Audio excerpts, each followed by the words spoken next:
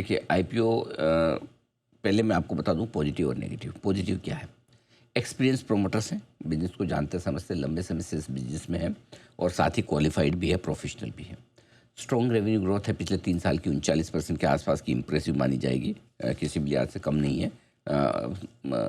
दूसरा, अच्छा बिजनेस है, export oriented, export focus business है। इंडिया के बाहर से काफ़ी अच्छा खासा बिजनेस इनका आता है, जो एक बढ़िया संकेत है। 79% एक्सपोर्ट करते हैं। वैल्यूशंस रीजनेबल रखे उन्होंने, दूसरे लिस्टेड पीएस के मुकाबले में महंगा नहीं है, सस्ता है, थोड़ा सा हल्का गैप उन्होंने छोड़ा है।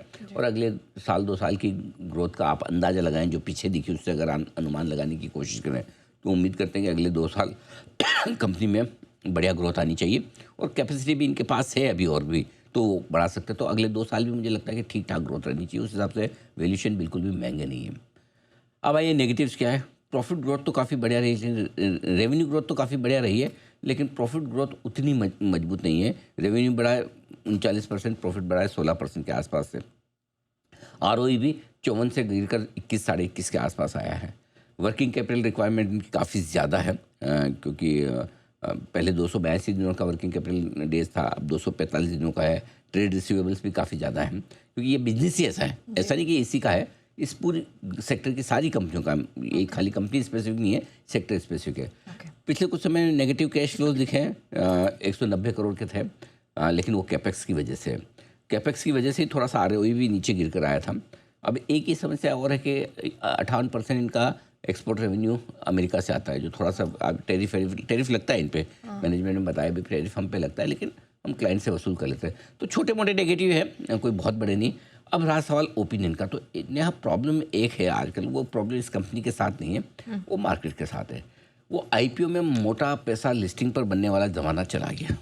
अच्छा, अब बढ़िया से बढ़िया आईपीओ के लिए भी ऊपर लिस्ट होना मुश्किल होता है, और हल्का भी मतलब एवरेज आईपीओ है तो पक्का मान के चलो नीचे लिस्ट होगा। उसकी वजह कि एक तो आईपीओ के बंद होने और लिस्टिंग में टाइम बहुत कम रह गया, 3-4 दिनों का गैप रह गया। 3-4 दिन तो एक तरह से आप नॉर्मल ट्रेडिंग भी करते तो वो व्यू लेके चलते हैं। तो ऐसे में अब आपके लिए ये बहुत ज़रूरी है कि अब आप कोई भी आईपीओ में पैसा लगाएं तो ये सोच के लगाएं कि मैं सिर्फ 3 दिन बाद ऊपर नहीं बेच पाऊंगा। और उसका रीज़न है कि अब 3 दिनों बाद ऊपर बेचने के लिए आपके अलावा भी बड़े इन्वेस्टर्स बहुत सारे तैयार बैठे हैं। तो इसलिए आपको सिर्फ लॉन्ग टर्म के व्यू से देखना चाहिए, और अगर फिर लॉन्ग टर्म का व्यू है तो बेहतर यही कि आप लिस्ट हो जाने दें। और यहाँ पर भी हमारी राय ये होगी कि कंपनी ठीक है, वैल्यूशन ठीक है, बिजनेस मॉडल भी ठीक है, छोटे मोटे नेगेटिव हर कंपनी में होते हैं, इनमें भी है।